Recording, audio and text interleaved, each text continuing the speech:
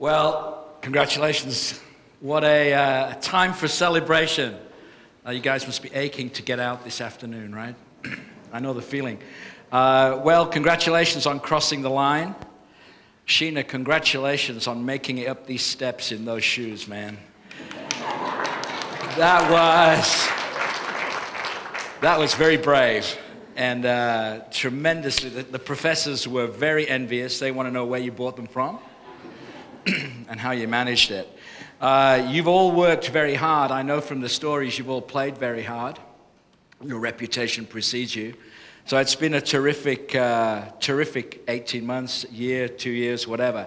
And now you've been given this great opportunity to go out into this wild, wonderful business world, right? Timing couldn't be better.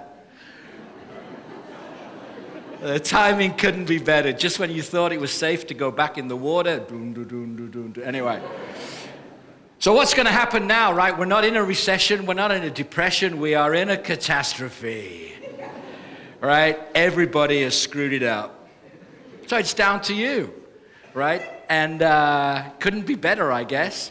So Business Connects. I am a radical optimist. I am here not to talk on behalf of governments, financial institutions, if there are any of those left, or any of that stuff. I'm a supporter of business. The world needs business. Without business, we're all screwed. Nothing happens.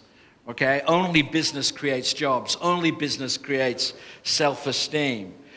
But what you've seen is the capitalism of exclusion. Okay? We've excluded 4 billion people. We've excluded lots and lots of countries. And that isn't going to work. Obama's out there talking about hope and dreams, but what he's really talking about is inclusion, okay? And what we need is capitalism of inclusion. There is no easy money out there. I have bad news for you. Those days are gone. There's no easy jobs. There's no easy opportunities. There's no easy anything, all right? The good news in all that is that there's going to be winners and losers. There is a new model of capitalism about to be invented, and it's going to be invented by you.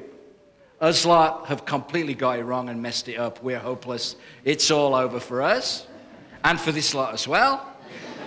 They can talk about it, but only you can get out there and do it.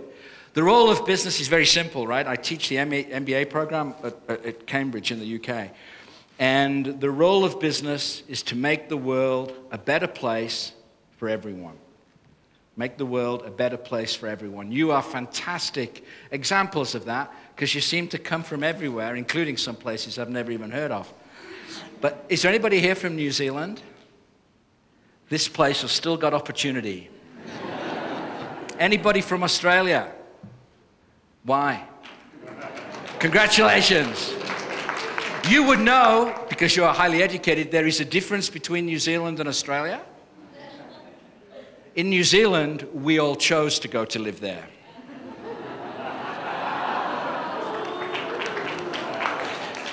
And in fact, if by any misfortune you still happen to go to Australia with your, whatever passport you have, and you rock up to immigration, the very first question the guy asks you at immigration, he looks at your passport, goes, "Do you have a criminal record?"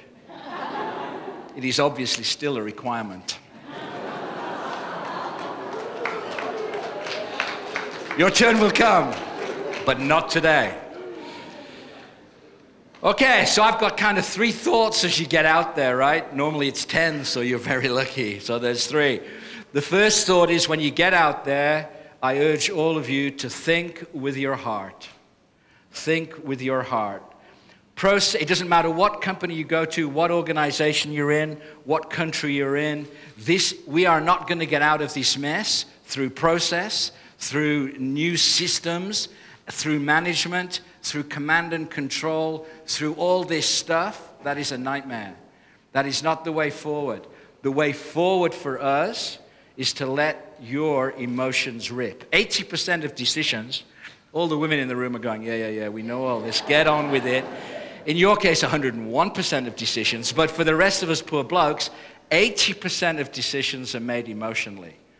okay, emotionally. And that's what we've got to let loose. Most companies will try and squeeze that emotion out of you as soon as you walk in the door, and they will try to make you, they hire the best of the best and then try to make you average. Okay, so don't buy into that nonsense at all. You've got to let yours rip, right? Donald Kahn, who's a professor of neuroscience at the University of British Columbia, talks about the difference between rational and emotional thinking. Rational thinking leads to conclusions. Emotional thinking leads to action. What the world needs now is action. It needs you to get a grip, shake it up, and get stuff done. It does not need more conclusions, accountants, consultants, or economists, or bankers. We need people who do stuff, and they do stuff emotionally. Because emotion leads to action, and what the world needs now is action. So success is about kind of three things: making authentic emotional connections. You're talking about Facebook. What Facebook is terrific connectivity, right? It's all about connectivity and collaboration in this world. Command and control's dead, unless you happen to live in sort of parts of Republican Midwest.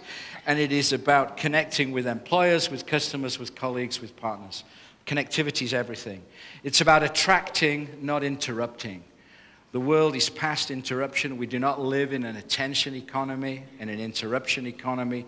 We live in an attraction economy where we must engage, okay? We must turn people on. We must give them enthusiasm in whatever we do.